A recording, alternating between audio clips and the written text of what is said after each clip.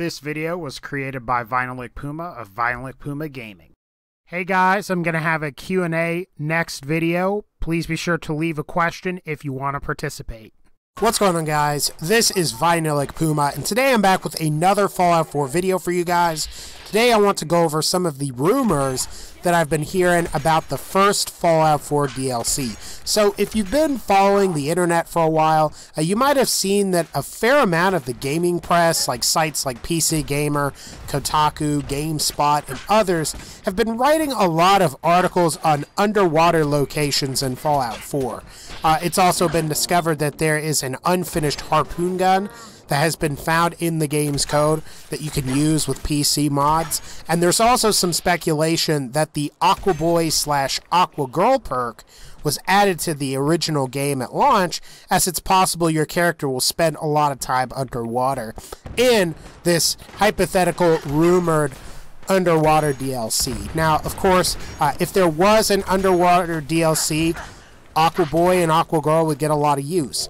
This has led, of course, many to speculate that the first Fallout 4 DLC will be underwater themed, and it's possible that this first DLC will come out in Q1 of this year, so before the end of March. Now, I figured I'd go ahead and give my thoughts on this underwater rumored DLC for Fallout 4, and I'm just going to say that I think it's plausible that there will be an underwater themed DLC, maybe, and a lot of the evidence is somewhat convincing. However, I'm not sure I totally buy all of the reasoning behind it.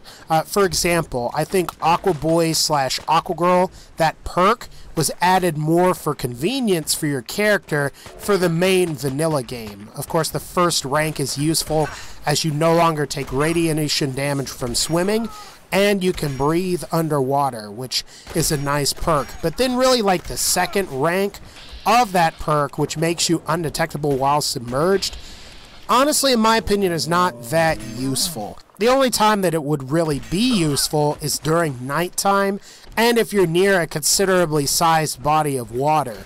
I mean, a lot of the locations that you could probably use stealth, I mean, yes, you could probably pull that off, but at the same time, there are a lot of elevated, like, factories, and really a lot of the area on the coastline is elevated, and, I mean, are you going to snipe from the water? Which you can't even do that because the Aqua Girl, Aqua Boy perk, and really just in general, you can't equip weapons and shoot them while you're submerged underwater. Even if they were to make an underwater DLC, you couldn't require everyone to pick up the Aqua Boy / Aqua Girl perk, and you would have to provide them with some kind of alternative way to achieve the ability to breathe underwater and maybe deal with that radiation. Now, it is possible that you could implement a rebreather of some sort, like they did in Fallout New Vegas, when you have to get that big, I think like 1940s airplane for the boomers, of course, in Fallout New Vegas. So it is possible they could do something like that, and then the whole Aqua Boy, Aqua Girl perk wouldn't matter, and you'd get your underwater DLC. Of course, then there is the harpoon gun, and while it's plausible that the harpoon gun was ultimately cut from the game to be included in the upcoming DLC, I think it's also possible that at one time during development that the harpoon gun was originally going to be what the railway rifle ultimately was, as a lot of the earlier PC mods for the harpoon gun replaced the railway rifle. Some of you may or may not know, but there's also the Chinese assault rifle from Fallout 3, maybe to a bit of a lesser extent Fallout New Vegas.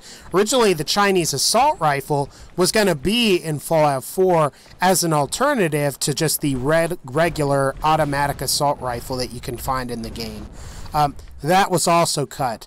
And I feel like the fact that the harpoon gun exists to some degree, and then using that to justify that you're going to get an underwater DLC, I mean, I could say that we're going to get like a Chinese revolutionary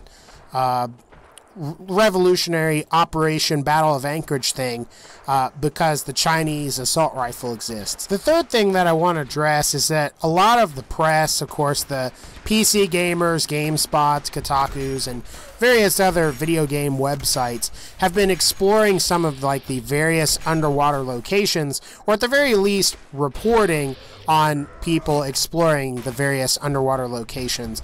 And I'd say that's probably the strongest bit of evidence. For those of you that don't know, depending on where you go on the map, you can find interesting pipes and various structures underwater. And it does bring up the question that why are all of the pipes there? Who made them? And is it possible that there are underwater vaults in the area? And actually, if you think about it, an underwater vault seems like it would be a perfect location for a vault, as it's the most isolated from the irradiated surface. Hopefully, and just this is my opinion, I just hope it's the friggin' Enclave. At the end of the day, it's fun to speculate regardless of whatever the first DLC ends up being. I'm pretty excited for what's about to come out. But anyway, guys, I think that's going to pretty much wrap up this video. At the beginning of this video, I mentioned that I'm going to be doing a Q&A. That is going to be tomorrow, January 6th, that will be going up on YouTube here. So if you're interested, leave a comment question in this video. Otherwise, take care, and I'll see y'all next time.